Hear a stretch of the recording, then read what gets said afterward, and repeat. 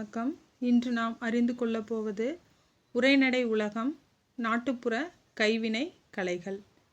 நாட்டுப்புற கைவினை கலைகள் அறிந்து கொள்வதற்கு முன்பாக திருக்குறள் பற்றி, ஒரு திருக்குறளினுடைய சிறப்பை பற்றி நாம் என்ன செய்து கொள்ளப் போகிறோம், அறிந்து கொள்ளப் போகிறோம். திருக்குறள் ஆள்வினை உடைமை, அதிகாரம் 612. ஆள்வினை உடைமை. வினைக்கண் வினைக்கொடல் ஓம்பல், வினைக்குறை தீர்ந்தாரின் தீர்ந்தன்று உலகு. வினைக்கண் வினைக்கொடல் ஓம்பல், வினைக்குறை தீர்ந்தாரின் தீர்ந்தன்று உலகு. இதனுடைய பொருளை நாம் அறிந்து கொள்ளப் போகிறோம். திருக்குறளின் பொருளை நாம் அறிந்து கொள்ளப் போகிறோம். ஒரு செயலை, ஒரு தொழில், செயல் அல்லது தொழிலை செய்து முடிக்க முடியாமல், ஒரு செயலை, அந்த தொழிலை நன்றாக நாம் செய்து முடிக்க முடியாமல் இடையிலேயே விட்டவரை இந்த உலகமானது என்ன செய்துவிடும், கைவிட்டுவிடும். ஆதலால் ஒரு செயலை செய்து முடிக்கும் பொழுது அச்செயலில் பல இடையூறுகள் ஏற்பட்டாலும் அந்த செயலை முயற்சியுடன் மேற்கொண்டு வெற்றி பெறுதல் வேண்டும். அடுத்து நாம் அறிந்து கொள்ளப் போவது நாட்டுப்புற கைவினை கலைகள். கிராமங்களில் வாழக்கூடிய மக்கள் தனக்கு தெரிந்த சிறு சிறு தொழில்களை செய்கின்றனர். மண்பாண்ட கலை, கைத்தறி நெசவு, மூங்கில் கலைகள், இவை அனைத்துமே பார்த்தாக்க என்னன்னு சொல்கிறாங்க அப்படின்னு பார்த்தீங்கன்னாக்கா நாட்டுப்புற கைவினை கலைகள். இந்த நாட்டுப்புற கைவினை கலைகள் கண்ணுக்கும் கருத்துக்கும் மகிழ்ச்சி அளிக்கக்கூடியதாக இருக்கிறது. மகிழ்ச்சி அளித்து நற்பண்புகளை வளர்ப்பது கலைகளினுடைய இயல்பாகவும் உள்ளது. இதோடு மட்டுமல்லாமல் இந்த நாட்டுப்புற கைவினை கலைகள் தொன்மையான பண்பாட்டு கூறுகளையும் நம் மக்களுக்கு எடுத்துக்காட்டாக விளங்குகிறது. அன்றாட பயன்பாட்டுக்கு கூட இந்த அழகிய பொருள்களை என்ன செய்கிறோம் அப்படின்னு பார்த்தீங்கன்னாக்கா நம்ம பயன்படுத்துகிறோம். இந்த அன்றாட பயன்பாட்டுக்கு பயன்படுத்தக்கூடிய அந்த அழகிய பொருள்களை தொழில் முறையில் உருவாக்கும் கலையை தான் நாம் என்ன சொல்கிறோம்னாக்க கைவினை கலைகள் என்று நாம் அறிந்து கொள்கிறோம். இது இந்த பாடப்பகுதி உரையாடல் வடிவில் கொடுக்கப்பட்டு உள்ளது. நாம் அறிந்து கொள்ள போகிறோம்.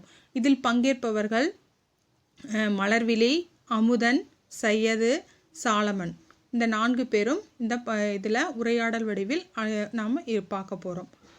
அமுதன், அடேயப்பா எத்தனை அரங்குகள், எவ்வளவு அழகான பொருள்கள். அதற்கு சையத்து, எல்லாவற்றையும் ஓடி ஓடி பார்க்க வேண்டும் என்று தோன்றுகிறது. மலர்விழி அமைதியாக கூறுகிறாள், அவசரம் வேண்டாம், ஒவ்வொன்றாக நாம் பார்க்கலாம். இதோ இந்த மண்பாண்ட அரங்கை முதலில் பார்ப்போம் அப்படின்னு சொல்லி மலர்விழி, அமுதன், சையத் 2 பேர்கிட்டையும் சொல்கிறா. அங்கே முதல்ல அவங்க பார்க்க போகிறது உலகின் பழமையான கலைகளுள் ஒன்றாகிய மண்பாண்ட கலை அரங்குகளை போய் பார்க்க போகிறாங்க. அதுக்கு பொறுப்பாளர் அவர்களை வரவேற்கிறார். அடுத்து சாலமன் என்ன சொல்கிறான் அப்படின்னா, என்ன உலகின் பழமையான கலைகளுள் ஒன்றா? ஆம், நாம் எதை பார்க்க போகிறோம்? பொறுப்பாளர் கூடக்கூடிய வினாய். ஆமாம், மிகவும் பழமையான கைவினை கலைகளுள் ஒன்று மண்பாண்ட கலை. இந்த மண்பாண்ட கலையானது சிந்து சமவெளி அகழாய்வில் பானை ஓடுகள் கிடைத்துள்ளன என்பதை படித்திருப்பீர்கள். எதன் மூலமாக? சிந்து சமவெளி மூலமாக.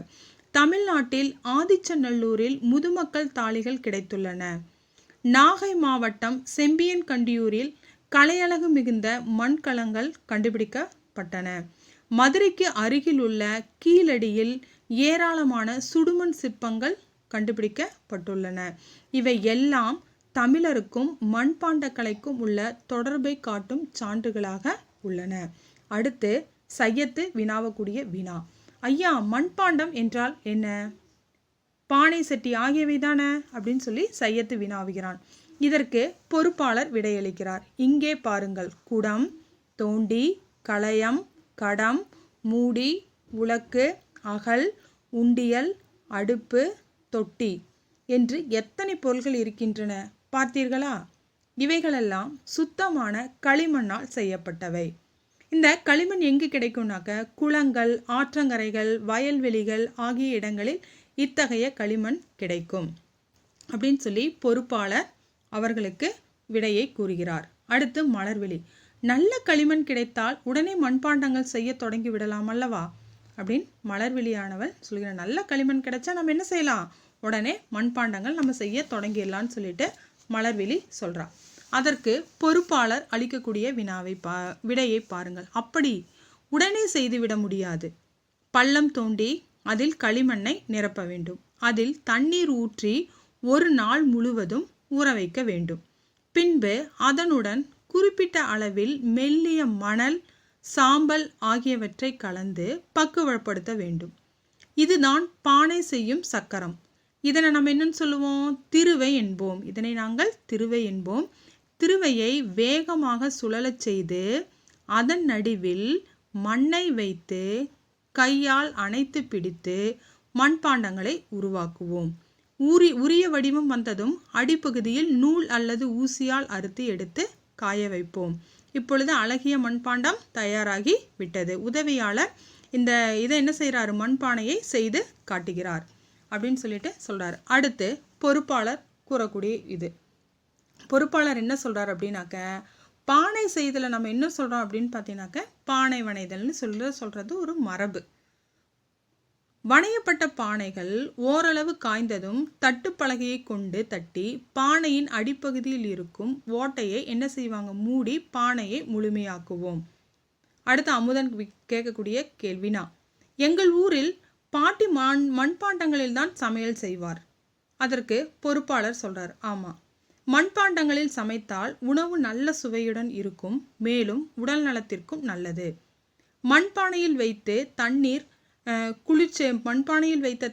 குளிர்ச்சியாக இருக்கும். இப்போது மண்பாண்டங்களின் பயன்பாடு குறைந்து வருகிறது.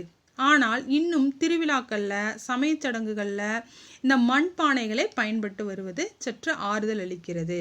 இந்த மண்பாண்ட கலையின் இன்னொரு வளர்ச்சி நிலை தான் என்ன அப்படின்னு பார்த்தீங்கன்னாக்கா, சுடுமண் சிற்பக்கலை. அப்போ சுடுமண் சிற்பக்கலைன்னா என்ன? அவன் மலர்விழி கேட்குறான். டொரகட்டா என்று ஆங்கிலத்தில் சொல்வார்களே, அதுதானே ஐயா அப்படின்னு சொல்லிட்டு மலர்விழி என்ன கேட்குறா? வினாவுகிறாள். பொறுப்பாளர் சொல்றார், ஆம், அதுவேதான். இந்த அரங்கின் அடுத்த பகுதிக்கு வாருங்கள், அவற்றை நாம் சென்று பார்க்கலாம் அப்படின்னு சொல்லி பொறுப்பாளர் சொல்றாரு. அடுத்த பகுதிக்கு அனைவரும் போறாங்க. அங்க அழகான சுடுமண் சிற்பங்கள் பார்வைக்கு வைக்கப்பட்டுள்ளது. சாலமன் சொல்றான், அடடா, இவ்வளோ சிற்பங்கள், பார்க்கறதுக்கே ஆச்சரியமா இருக்கே அப்படின்னு சொல்றான். அடுத்தது அமுதன், இங்கு மனித உருவங்கள் மட்டுமல்லாமல் விலங்குகள், பறவைகள், பொம்மைகள், அலங்கார வடிவங்கள் என பல வகையான சிற்பங்களும் உள்ளனவே அப்படின்னு அமுதன் ஆச்சரியத்துடன் வியப்பா பார்த்துட்டு இருக்கான். அதுக்கு பொறுப்பாளர் சொல்றாரு, ஆமாம், மண்பாண்டங்களை போன்றே களிமண்ணில் செய்யப்பட்ட சூளையில் சுட்டி எடுக்கப்பட்டவை சுடுமண் சிற்பங்கள். தமிழர்கள் பழங்காலத்தில் இருந்தே சுடுமண் சிற்பக்கலைகளிலும் சிறந்து விளங்கியுள்ளனர். சுடுமண் சிற்பங்களுக்கு என்ன சொல்றாங்க அப்படின்னு பார்த்தீங்கன்னாக்க, வண்ணங்கள் பூசுவதும் தொன்று தொட்டு இருந்து வருகிறது. பெரிய மாளிகைகளிலும் கலை அரங்குகளிலும் இவை போன்ற சுடுமண் சிற்பங்களை அழகுக்காக வைத்திருப்பார்கள். முன்பெல்லாம் சிற்றூர்களில் உள்ள கோவில்களில் மட்டுமே இவற்றை காண முடியும். இப்போது கலைப்பொருளாக, அழகுக்காக பல இடங்களிலும் இந்த சுடுமண் சிற்பங்கள் பயன்படுத்தப்பட்டு வருகிறது. அடுத்தது அமுதன் வினாவுகிறான், எங்கள் ஊர் கோவிலில் இவை போன்ற ஏராளமான குதிரை சிற்பங்கள் உள்ளன, எதற்காக அதெல்லாம் வைத்திருக்கிறார்கள்? அத்தனை சிற்பங்கள் உள்ளன அப்படின்னு சொல்லிட்டு பொறுப்பாளர்கிட்ட அவன் கேட்குறான். அடுத்தது பொறுப்பாளர் கூறும் பதில், மக்கள் தாங்கள் வேண்டுதல் நிறைவேறினால் குதிரை சிற்பம் செய்து வைப்பதாக வேண்டிக் கொள்வது உண்டு. அப்படி வேண்டிக் கொண்டவர்கள் எல்லாருமே என்ன பண்ணுறாங்க? குதிரையை செய்து கொண்டு வந்து இங்கே வச்சுருக்காங்கன்னு சொல்லிட்டு பொறுப்பாளர் சொல்கிறாரு. மலர்விழி அடுத்து, மண்ணால் உருவாகி இருக்கக்கூடிய அனைத்து கலைகளையும், அழகிய கலைகளை பற்றி சிறப்பாக சொன்னீர்கள் ஐயா. நாங்கள் பிற கைவினை கலைகளை பற்றி நாம் அறிந்து கொள்ள போகிறோம். நன்றி அப்படின்னு சொல்லிட்டாங்க. அடுத்த பகுதியை